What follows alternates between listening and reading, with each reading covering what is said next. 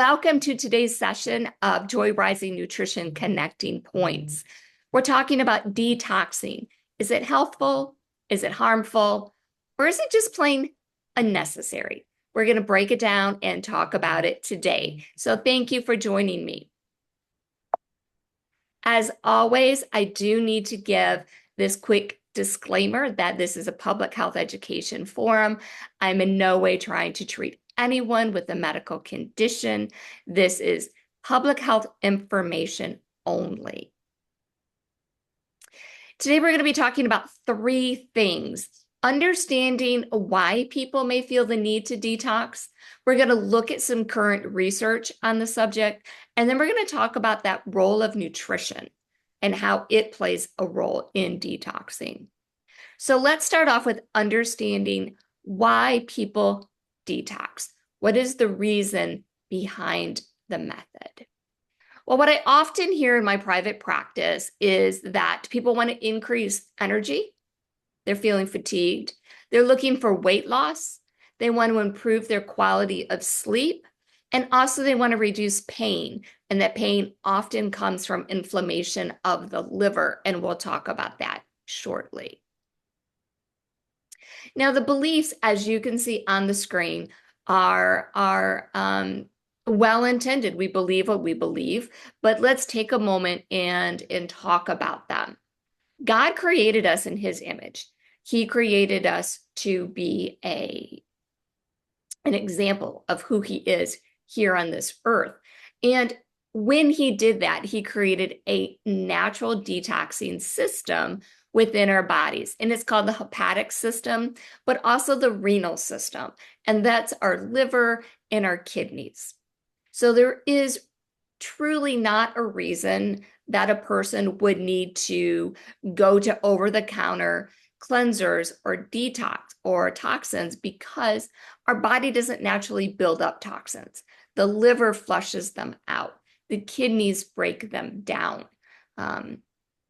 For an unhealthy person to go and begin using an over-the-counter detox, they could actually be creating more damage to their liver or to their kidneys through using these detoxes. So what we always recommend is prior to feeling the need to go and purchase a cleanser or a detox, to speak to a doctor first. And I'm not talking about Google Doctor. I'm not talking about WebMD. I mean, an actual physician. You want to talk to either your general practitioner or to a specialist, someone who specializes in renal or hepatic diseases. And again, that's liver and kidneys. Your liver is hepatic, kidneys are renal, and you want to definitely make sure that you're reaching out and getting sound medical advice.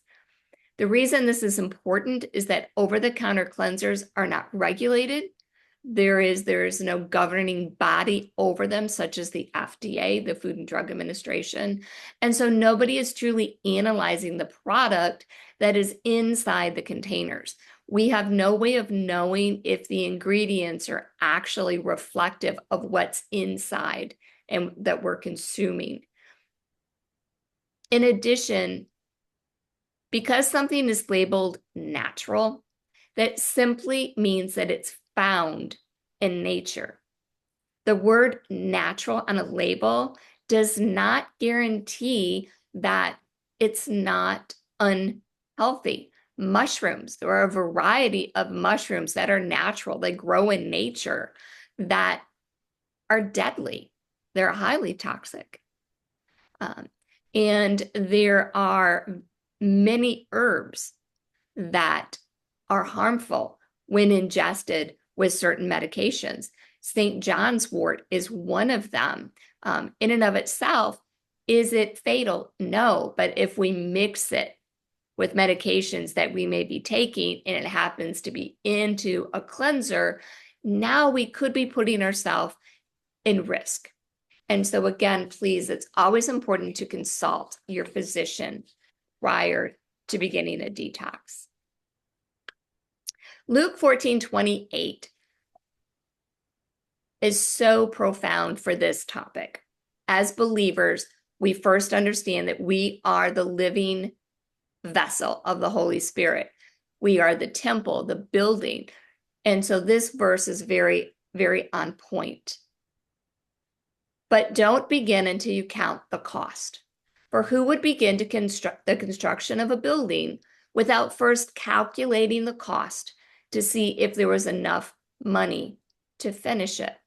And as the dwelling, the building of the Holy Spirit, we need to stop. We need to pause and count the cost. Is what we're about to do going to be more harmful than good? We need to seek out sound advice and be open to the fact that our favorite person on social media may not know all the answers to how to care for our body.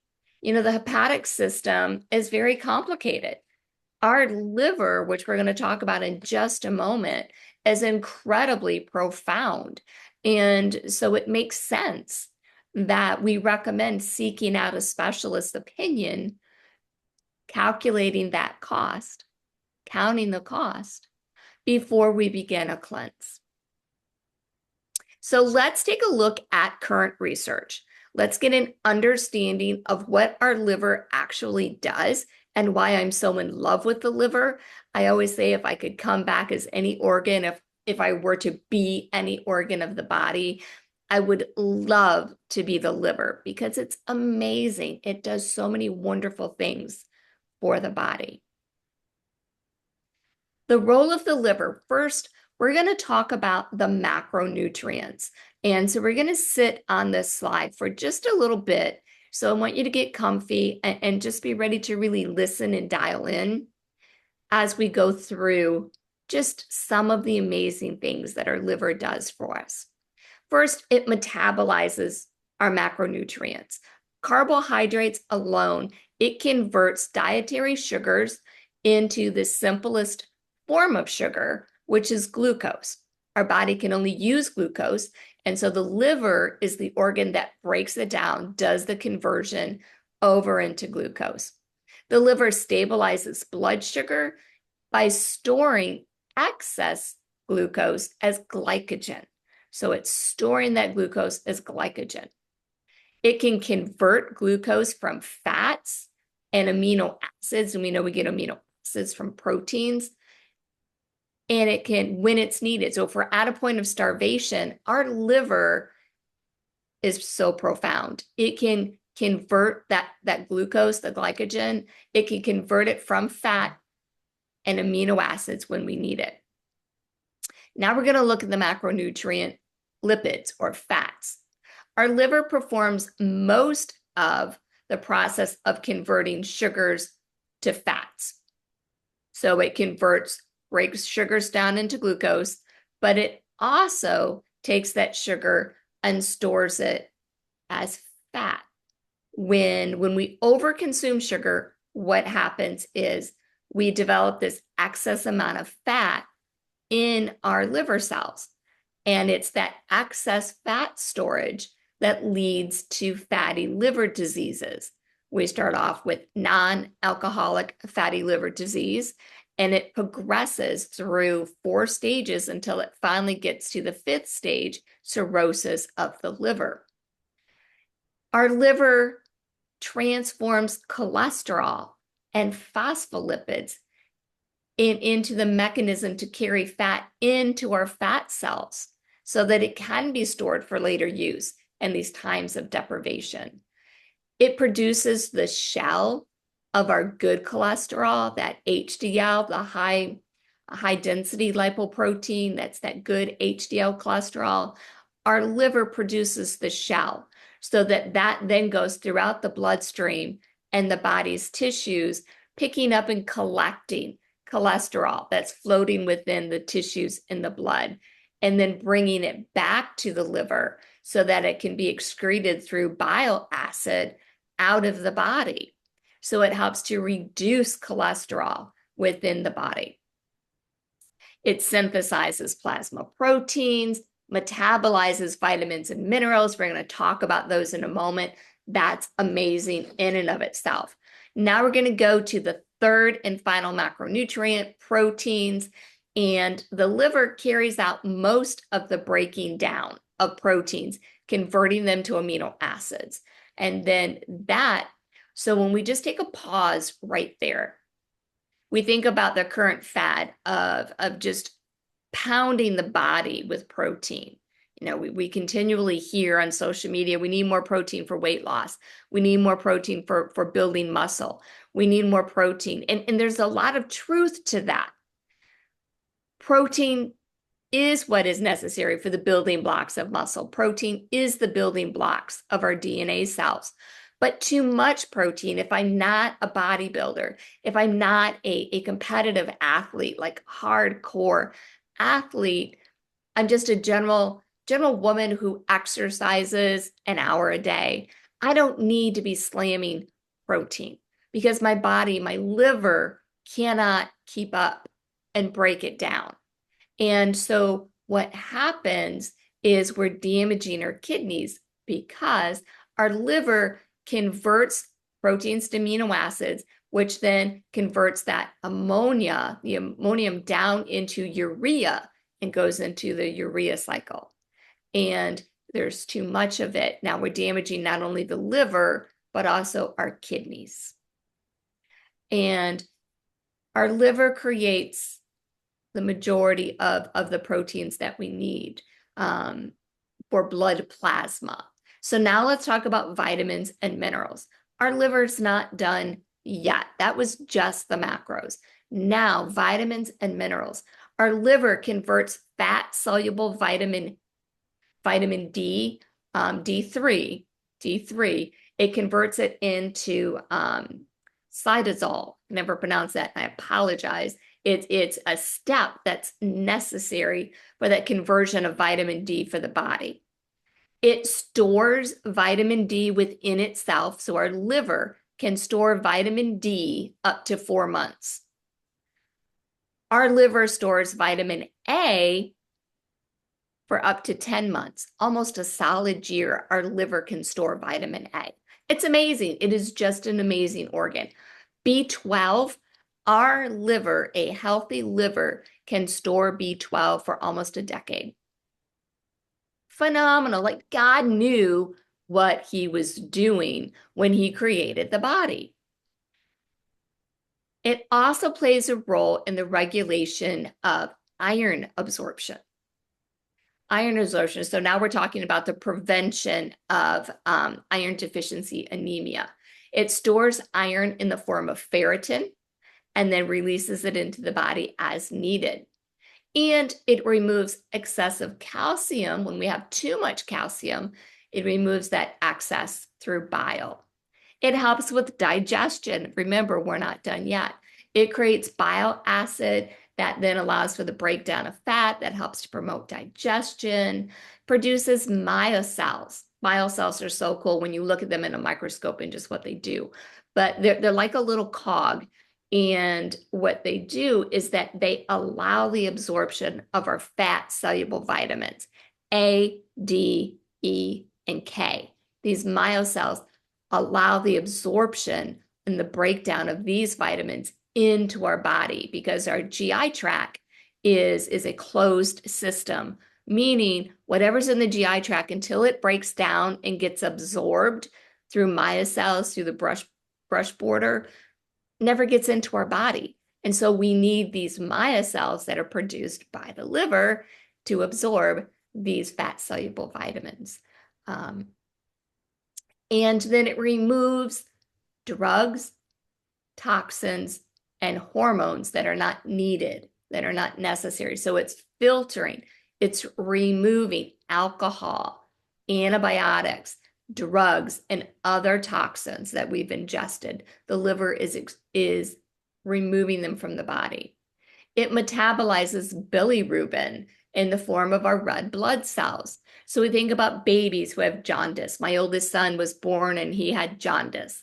And so the doctor said, put him in his crib naked next to a window and the sunlight will help because his liver had excess bilirubin. And so the liver helps with that. it deactivates and excretes out hormones or converts them to a form that our kidneys can then filter out and we excrete them. And then finally, our liver cleanses the blood of bacteria and foreign debris. Whew. The liver is amazing. So why would we not want to take care of it, right? It is such a hardworking organ. I love it. Yes, I get excited about organs. All right, so expert advice. This information is coming from Dr. Irison from the University of Chicago. And he is a specialist in liver diseases, so he is a hepatic specialist. And he tells his patients to steer clear of cleansers and detoxes because it's unlikely that they will actually benefit the body, that they're doing any good. He goes on to state in his research that typically when there is a quote unquote good outcome, it's a placebo effect because I'm taking a cleanse, I'm not eating as much ultra processed foods, I might start exercising a little more, I'm going to begin to consume more whole grains. And so because I've taken the cleanse, I also improve my eating habits, thus the placebo effect, and exercising more. This is really an interesting slide to just pause. There's a lot of information here, but I want to share even more. So this information goes on to state that the U.S. Food and Drug Administration and the Federal Trade Commission have actually taken action against several of these companies that are producing these detoxes or cleanses because, first of all, they're containing illegal or potentially harmful ingredients. Two, that they're marketed with false claims, or that in the case of those with devices for colon cleansings, they were marketed inappropriately and with unapproved uses. Some of these juice cleansers that we see haven't been pasteurized. So they're unpasteurized juices, which can be harmful for pregnant women, for young children, for elderly, and for people with autoimmune diseases. In addition, these juices, some of them are made from high oxalate foods, such as spinach or beets. And to eat the foods, to eat spinach, to eat beets, that's a natural way of adding and helping the liver to do its job and to detox. But these are toxic amounts. They're extreme amounts of these oxalates. And while oxalates are naturally found in certain fruits and vegetables, this is an excessive amount that can damage the liver versus eating them in just a natural plate setting. Also, people who have diabetes that begin to take these detoxes or these cleanses without eating correct, balanced meals, they could have go into hypoglycemia.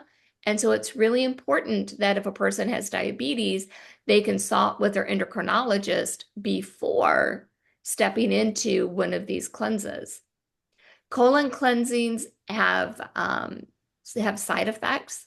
Some of them can be quite serious. People who have a history of GI issues should steer clear of them. Colon surgeries, severe hemorrhoids, or kidney disease and heart disease should steer clear of colon cleanses. Detoxification programs that include laxatives could lead to severe diarrhea. Severe diarrhea can lead to dehydration and electrolyte imbalances. Electrolyte imbalances, when gone unchecked, can become fatal. So that's very serious. And drinking large quantities of water or herbal teas without eating can also cause severe electrolyte imbalances that will be fatal. So it's important that we take note of those things. All right, now we're going to talk about the part that I love, which is food, because I love the fact that God made food before he even made Adam. Like God knew that there were going to be foodies on this planet, and he wanted to make sure that we had great, awesome things to eat that would benefit the body. So the Mediterranean diet, or as I like to call it, the Mediterranean lifestyle, foods rich in antioxidants happen to be foods rich in vitamin A, which we know our liver can store for up to 10 months, right? So vitamin A, vitamin C are those rich antioxidants. We want to make sure we're getting plenty of those. Those are our bright colored fruits and vegetables. Side note, red peppers, sweet red peppers, have the highest source of vitamin C of all the foods. So make sure you're eating some great red peppers if you're having spinach, because it helps with the absorption of that iron. Omegas, by eating the Mediterranean way, we're eating lots of great fish. Those are high in omega-3s. It's an essential fatty acid. They're rich in omega-6. We're getting the great healthy omega-6s that we need. Whole grains. Whole grains contain fiber. They contain zinc. They contain B vitamins, olive oil, and we're going to talk about in just a moment how extra virgin olive oil plays a great role in helping the liver to naturally excrete these toxins that it's filtering out. And then exercise. Exercise just kind of gets everything flowing. It's like putting great gas in your tank, right? It just gets everything revved up and flowing as it should be. Things we want to avoid is we want to avoid things that are ultra processed. So we're looking at eating less Doritos, eating less potato chips. I have somebody on here smiling because they heard me speak about Doritos. And when my son lit a Dorito on fire to start a bonfire, I was done and over with Doritos. Haven't eaten one since. Yeah, can't do Doritos. Sorry for Dorito lovers out there. But we need to eat less ultra processed foods, and we need to be eating more fruits and vegetables, whole grains, more fish, lean poultry. All right, I said I was going to be talking about extra virgin olive oil. Here we go. It improves insulin sensitivity. It helps to reduce that non-alcoholic fatty liver disease. That's what NAFLD stands for, up to 26%. Research has shown that by using extra virgin olive oil every day in just our day-to-day living, it can reduce liver inflammation, aid in weight loss, and improve the status of our liver, including fibrosis, scarring of the liver, up to 26%. That's amazing, just by including something that tastes great anyway. Add a little, pesto. Pesto is full of great olive oil or extra virgin olive oil. Put a little bit of pesto on some bread before dinner, right? Bam, that's a great way to include it. Drizzle a little over your great pizza that you're making with a wheat crust instead of a white crust. And drizzle some of that olive oil over the top of it. This is my favorite. Yay, like God knew to make coffee. I love coffee. It is true that 3 to 4 cups a day of black coffee or minimally added coffee. So not going to these big coffee houses where they do the different pumps and the different creams and the different sugars and they can't whip it all up. No. Old school, thank your grandfather's coffee, right? Black coffee or coffee with just a little bit of additive to it. Liver International cites that 3 to 4 cups of coffee a day can help to reduce non-alcoholic fatty liver disease by 35%. 35%. It decreases scarring of the liver as well. Now, there was a different study, a different meta-analysis study that was done that did show that they did not find any significant effect on fatty liver disease, but what they did see is that coffee played a significant role in reducing scarring, preventing scarring of the liver, which is significant. And both studies agree that coffee consumption, along with a healthy lifestyle of moderation, should be recommended to patients. Coffee contains antioxidants, so that's one reason it's so great for the liver. Coffee contains natural antioxidants. It's rich in chlorogenic acid, and we can also find that in teas. It prevents fat buildup. It prevents fat buildup, so that's going to help with the weight loss. Remember the reason why people detox? One of them was that they were looking for weight loss. Well, here you go. Enjoy your coffee. And it reduces liver inflammation. Another reason that people were looking for cleanses and detoxes is that they believe that will help them to reduce pain or inflammation of the liver. Coffee will do that.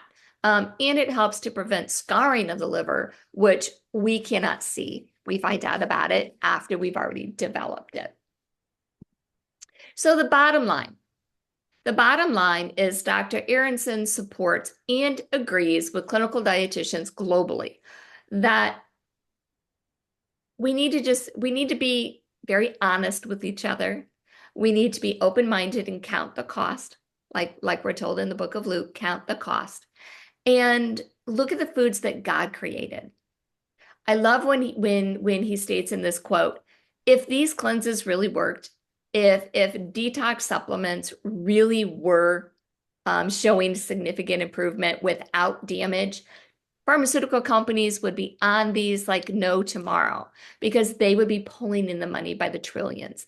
And that's an absolute true statement. I used to work for a pharmaceutical company years ago, and I used to write the journals, the articles that would go into FDA for submission so that we get approval to move on to the next drug phase. And it's true. If it was for real, they would be making trillions of dollars off of it. But the FDA is not regulating it. So Dr. Aronson goes on to say and agree with dietitians that we need to look at moderate exercise, get moving a little bit more. We say 150 minutes minimum a week. Exercise will make us feel better. It will increase our stamina, reduce our fatigue, reduce inflammation, help us to feel better overall, and help us with weight loss. We could do a healthy detox. If we wanted to say that we were detoxing, then let's do a kitchen cleanse. Let's cleanse our kitchen, not our body. And let's get that great big old black garbage bag out and just start putting those Oreo cookies in there and putting that tub of ice cream in there and sliding those chips in there. And let's cleanse the kitchen. And let's do a healthy detox that way and increase those great whole grains and fruits and veggies. Start eating the rainbow of color. By the end of the week, the American Heart Association says that we should have eaten our way around the rainbow with our fruits and vegetables. And that's how we know we're getting in what we need. So just think about that. By the end of the week, have I eaten all the colors of the rainbow? Again, looking at how we can reduce saturated fats, how we can reduce processed foods. For anyone who has not heard me explain what a saturated fat is, I'm going to do it in a nutshell. My 5-year-old grandson got this at 3 years old. It's super easy. If it once sat, it contains saturated fats. So if it had a bum, or if it's a product that came from something that had a bum, unless it says non-fat, it's going to have saturated fat.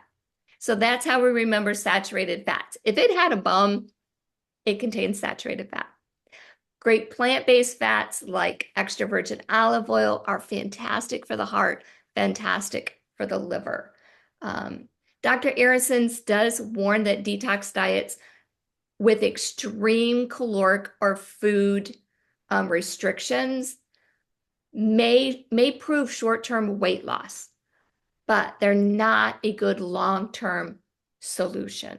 They could do more harm than good. And when we get off of the program, because we were so restricted, we have the tendency to consume that which we were forbidden during that period of time and could actually gain back that weight.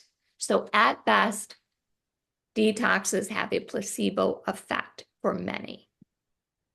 Now, if you're looking for fantastic resources beyond today's Q&A, these are some fantastic places to go to. The American Liver Foundation, when you get to their homepage, you're going to click on nutrition and wellness. And John Hopkins, I highly recommend taking a few minutes to read Detoxing the Liver, Fact versus Fiction. It's a wonderful read. It's written to where I believe a general audience could certainly understand it, and highly recommend. That's a great read. Looking to step into the Mediterranean diet or lifestyle, Old Ways Cultural Food Traditions, go to their website and then type in Mediterranean diet. Or you can just click on, I believe it's Ancient Diets, and it's one of them that are listed there. Go to the American Heart Association and look down and then at their tab of healthy living, other fantastic resources. And then also Harvard Health Publishing. Once you go there, it's the Harvard Medical School Guide to the Mediterranean. Oh, see a typo there. Guide to the Mediterranean diet. And so those are some great, fantastic resources as well. These were my references for today. And if you want to double fact check me, you are absolutely welcome to do that. These are the resources that I used.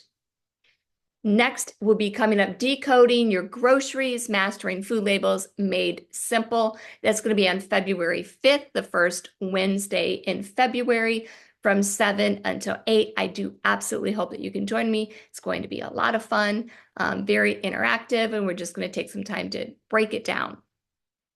Again, you can always stay connected with me by going onto my website, going to Joy Rising Tradition Facebook page, Instagram, or YouTube channel. Looking forward to seeing you soon. Have a blessed day.